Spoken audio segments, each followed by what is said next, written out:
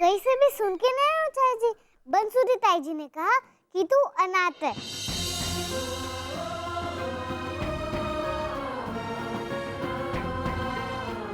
पैदा होते ही अपनी मां नु खा गई और बाप नु भी।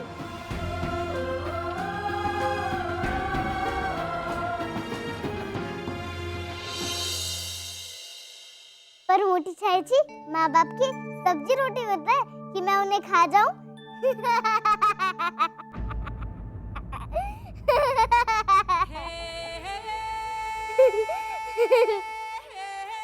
बोलती है ना बंसुरी ताई जी? हाँ, मेरी बीजी तो मेरे सामने ही बैठी है। वो इतनी बड़ी है और मेरा पेट इतना छोटा है। मैं कैसे खा सकती हूँ उनको?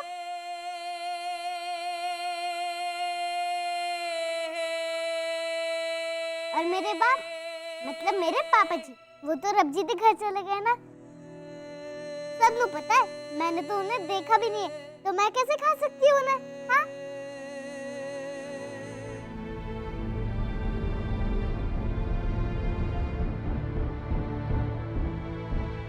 बताओ ना मुरचाई जी, क्यों होता है अनाथ? ओए चिंचड़ी, मेरे को नहीं पता।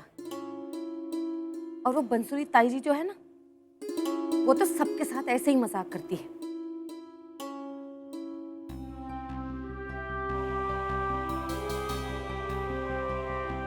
उसकी बातों पर ध्यान मत दिया कर पुत्र, ठीक है ना? चल खाना खा ले। पर बताओ ना मुरचाई जी, अनाथ क्यों होता है? मैं कैसे बताऊं तेरे को पुत्र? बताओ ना। अनाथ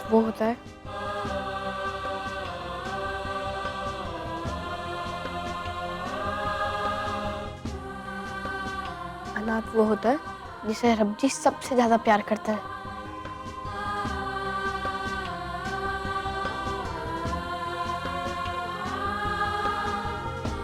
और कहते हैं कि ये बच्ची तो बहुत सोहनी है, इसका ध्यान तो मैं ही रखूंगा।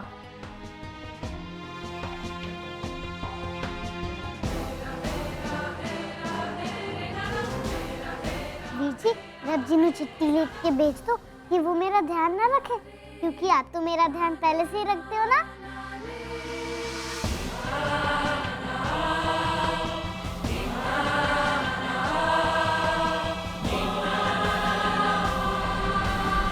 निहाल, निहाल पुत्र, इस तरह से खाना छड़ के नहीं जाते पुत्र।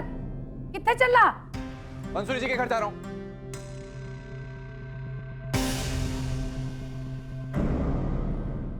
रतन पुत्र, कहीं गल ज्यादा नहीं पड़ जाए।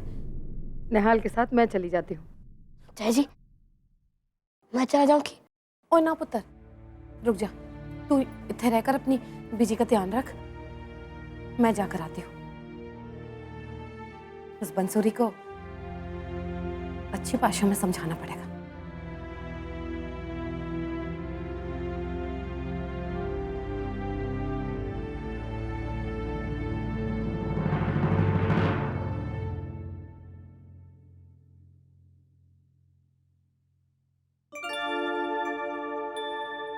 बीजी आ।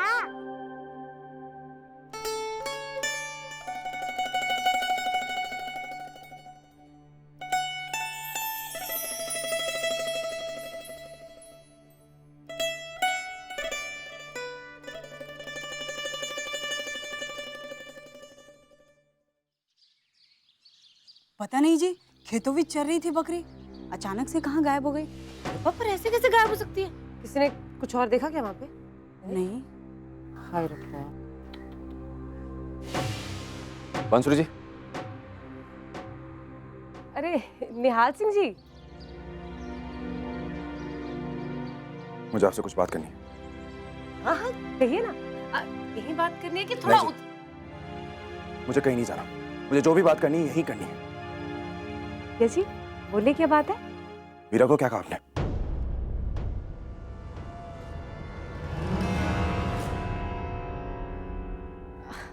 वीरा को? ना जी, मैंने क्या कहना वीरा को? मैंने कुछ नहीं कहा। देखिए बंसुरी जी, अभी इतना वक्त नहीं गुजरा है कि आप ये भूल जाएं कि आपने वीरा को क्या कहा है। आपने उसे अनाथ कहा।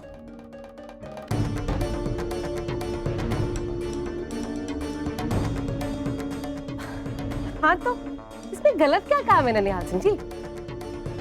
नहीं तो कहा, अनाथ ही तो है बेचारी।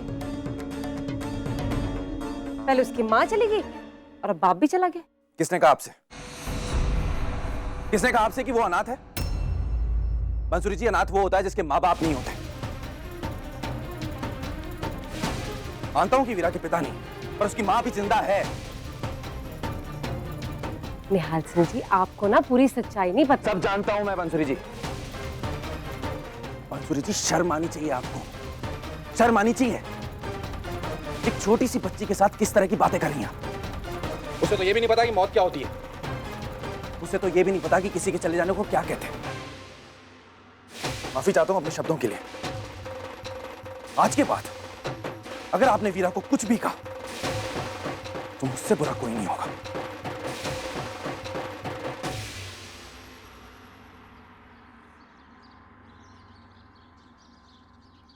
इन माँ बेटी ने निहाल सिंह की नजरों में गिराया है मुझे।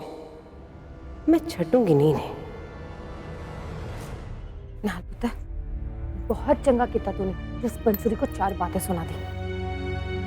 अब कम से कम हमारे वीरा को कभी कुछ नहीं कहेगी। अरे मैं तो इससे अकेले ही निपट लूं। बर्दाश्त नहीं होता चाची जी,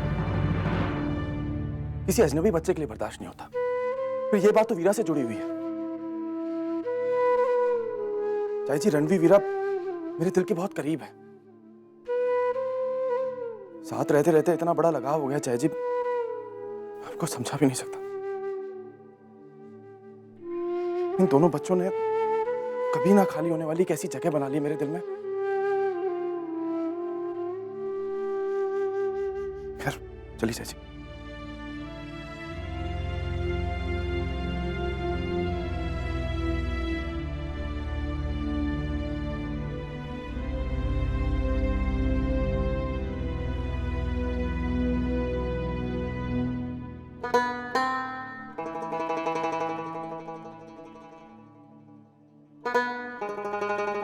क्या हुआ चाची? कुछ नहीं पता। चाची जी, निहाल सिंह जी, सरपंच जी ने गांव वालों को घर पर जल्दी बुलाया है। कुछ जरूरी बात बतानी है। आप सब लोगों को जल्दी जल्दी पहुंचने के लिए बोला है जी। सब ठीक ठाक तो है ना? देखो जी, वो तो उत्थे जाके पता चलेगा। तो मैंने तो रतन पर जाएगा भी बोल दिया, वो भी वहाँ पहुंच रही हैं। बस आप लोग एक काम करो, यहाँ से छेती छेती सीधे उनके घर तक पहुंचो जी। ठीक है पुत्र, तू जा। ओ दिलावर, एक गल सुन। चल पुत्र, कहीं कोई बड़ी गल ना हो गई।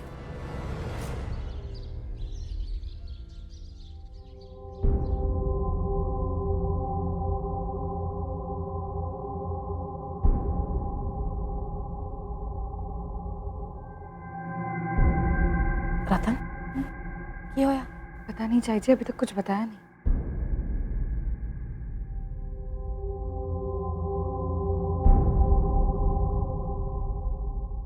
जी, आप लोग सोच रहे होंगे आज मैंने अचानक आप सबको यहाँ क्यों बुलवाया है। दरअसल गल ये है कि जुगल के खेत में एक मवेशी मरा हुआ पाया गया है और उसकी हालत को देख के अनुमान लगाया जा रहा है कि उसे एक शेर ने मारा है।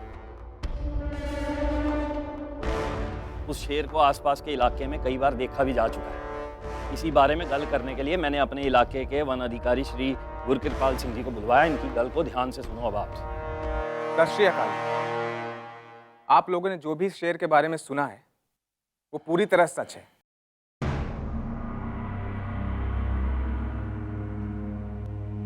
प्रीतमपुरा के सर पे खतरा मंडरा रहा है जी।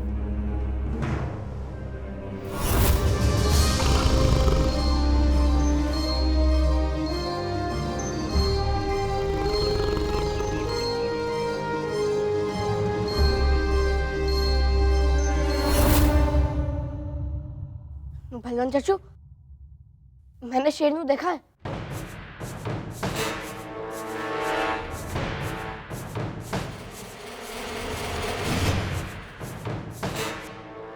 जी, आपने शेर देखा? आपने मैंने क्यों नहीं बताया? रणवीर पुत्र, ये टाइम ना हीरो बनने का नहीं है। ताई जी, मैं सच कह रहा हूँ, मैंने देखा है शेर को। उधर कहाँ देखा तूने शेर को? निहाल चाचू, वो पिंडे बाहर जो सड़क जाती है ना, उत्थे ही देखा मैंने, जंगल में। छोटे चंद, तू वहां किस काम से गया था?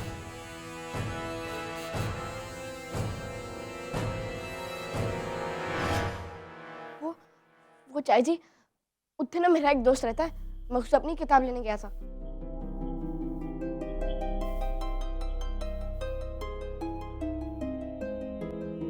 अच्छा, अगर ऐसा है तो तूने पहले क्यों नहीं ये बात बताई किसी को?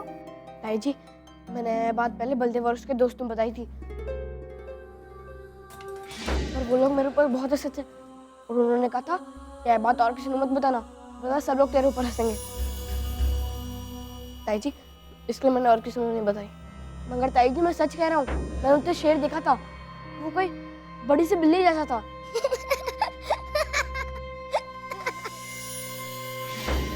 बलदेव, ये कोई हंसने की गल नहीं है। वो उतना शुक्र है कि रणवी को कुछ नहीं हुआ है। और तुम लोग भी इस बात को हंसी में मत उड़ाओ। अच्छा जी, अगर रणवी ने शेर को देखा था तो शेर ने सब कुछ नहीं किया।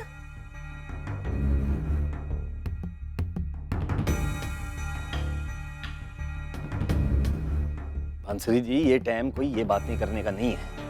अगर रणवी ने सचमुच वो शेर देखा है तो हमें ये फैसला करना है कि इस मुसीबत का कैसे हमें सामना करना है। देखो जी, हम प्रीतमपुरा वालों ने पहले भी बहुत बड़ी बड़ी मुसीबतों का सामना किया है और इस मुसीबत का भी डट के मुकाबला करेंगे। क्यों जी? हाँ सरपंच जी, ये पूरे पिंड की लड़ाई है, हम सब मिलकर मुकाबला करेंगे। बस अब हम सबको बहुत ही हिम्मत और सूझबूझ से काम लेना है। मैंने और गुरकृपाल सिंह जी ने मिलकर कुछ बातें तय की हैं। अब ये आपको बताएंगे क्या करना है। दसो जी। पहली बात तो कोई अकेले घर से बाहर नहीं निकलेगा और सब नु बहुत सतर्क रहना होगा जब तक कि शेर पकड़ा नहीं जाता या फिर कोई खबर ऐसी मिल जाती है कि किसी दूसरे इलाके में वो चला गया है। और हाँ, स्कूल बंद रहेंगे और अगर किसी को जरूरी काम से अकेले जाना पड़े तो अपने हाथ में एक थाली और एक चम्मच लेके निकलेगा और किसी ने अगर बाघ दिख जाता है इसे जोर जोर से बजाएगा ऐसे। शेर जो है शोर से डरता है, तो एक फायदा ये होगा कि वो डर के भाग जाएगा और दूसरा फायदा ये होगा कि बाकी लोगों को खबर हो जाएगी और वो आपकी मदद के लिए दौड़ के आ जाएंगे। शेर से निपटने के लिए दूसरे और भी कई तरीके होंदे हैं। कि शेर इंसान पर पीछे से हमला करता है तो पंचायत की तरफ से पूरे पिंड के लिए आदमी की शक्ल के मुखौटे बनवाए जा रहे हैं, वो लेके जाएं। कुछ ऐसे। अगर किसी को अकेले जरूरी काम से जंगल की ओर जाना भी पड़े तो वो इस मुखौटे को अपने सर में पीछे के हिस्से में लगाकर रखेगा। उत्तरी धरा,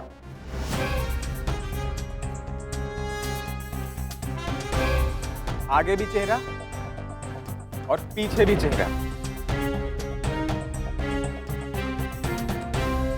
इससे शेर को लगेगा आपका चेहरा सामने की ओर है और आप उसे देख रहे हैं। बेटा चल के दिखाना।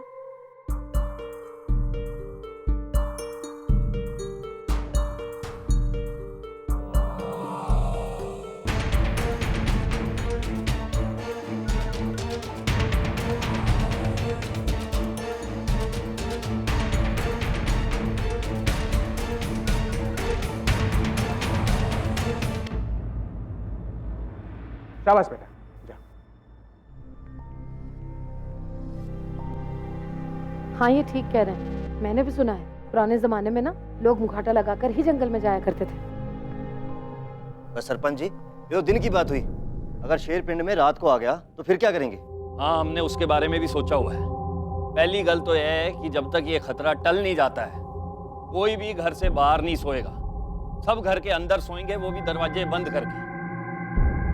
और दूसरी गल है कि जब तक ये शेर पकड़ा नहीं जाता है तब तक कम से कम 2-2 मर्द अलग अलग जगह पे 24 घंटे पहरा देंगे और हर घर से कम एक मर्द को इसमें भाग लेना होगा।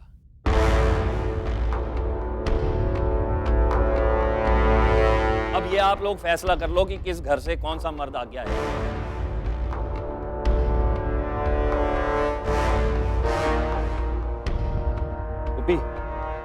कॉपी पेन ले और नाम लिख। इसके पास नाम लिखा दो।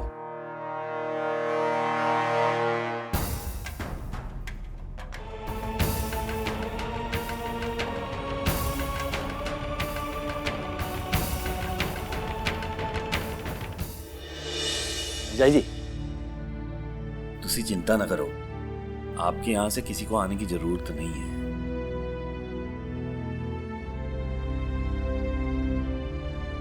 नहीं बिल्कुल चाचू, मेरे घर से आप मेरा नाम लिख लीजिए।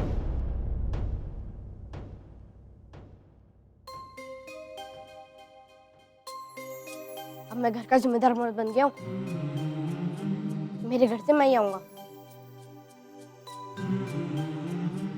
ओए ना पुत्र, तू नहीं जा सकता, तू बहुत छोटा है। चाची जी, पापा जी की पगड़ी बांध के ना मैं छोटा नहीं रहा, अब मैं बड़ा हो गया हूँ चाची जी। पूरे घर की जिम्मेदारी उठाने लायक हो गया हूँ मैं।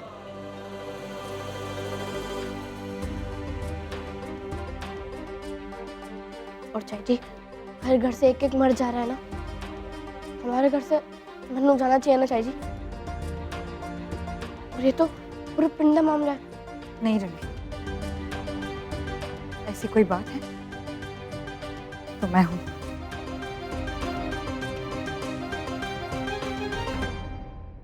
काम मर्दों का है बीजी, मैं ही जाऊंगा। रणवीर तू समझता क्यों नहीं? बेकार की जिद मत कर।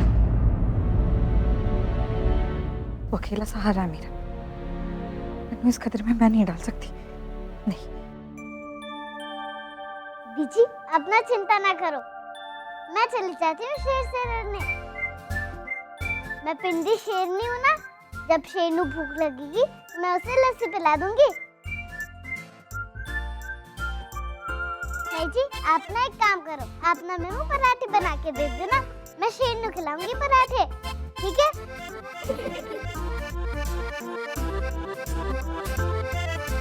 बलवंत भाजी, मैं कुछ कहना चाहता था।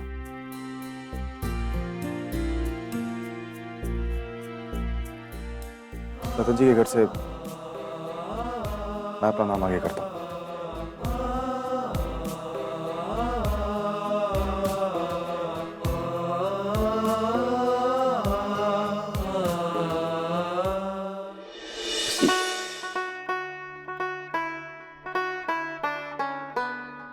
ओ जी, मैंने तो इनके घर से कोई पाग लेगा ये सोचा भी नहीं था। ओ जी, हमारा इतना बड़ा पिंड है, इतने लोग हैं, अगर एक दो घरों से कोई पाग नहीं भी ले रहा है तो क्या फर्क पड़ रहा है। लेकिन अपने निहाल सिंह जी अब इनके घर से अगर अपना नाम लिखाना चाहते हैं तो ये तो हमारे लिए मान की बात है। इसमें किसी को क्या एतराज हो सकता है, क्यों जी? मैनू एतराज है जी।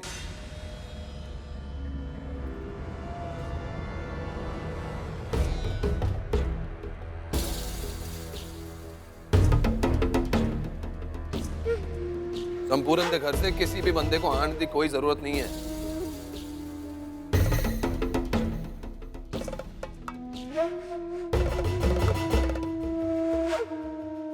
और संपूर्ण ने अपनी सारी जिंदगी इस पिंड की सेवा में लगा दी। अब आज जब वो हमारे साथ नहीं है तो इसका ये मतलब नहीं है कि रतन जी के यहाँ से कोई एक बंदा आएगा, सारा पिंड उनके साथ है।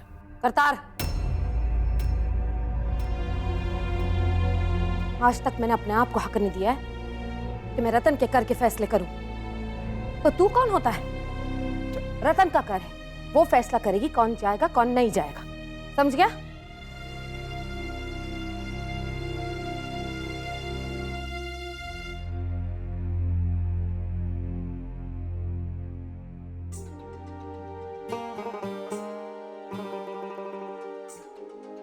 निहाल सिंह जी अगर हमारे घर की ओर से जाना चाहते हैं तो मैंने कोई एतराज नहीं है।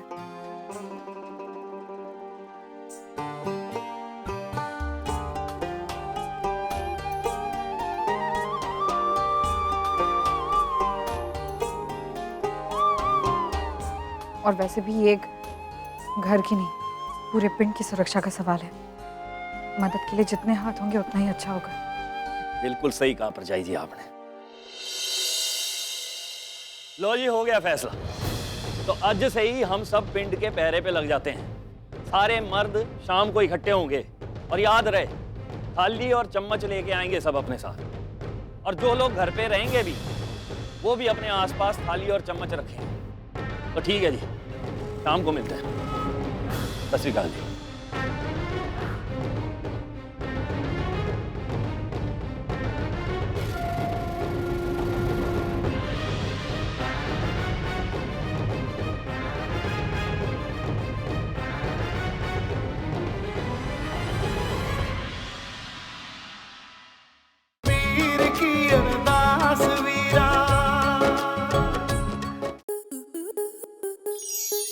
स्टार प्लस के ऐसे ही और बेहतरीन लम्हे देखने के लिए सब्सक्राइब करें हमारे YouTube चैनल को।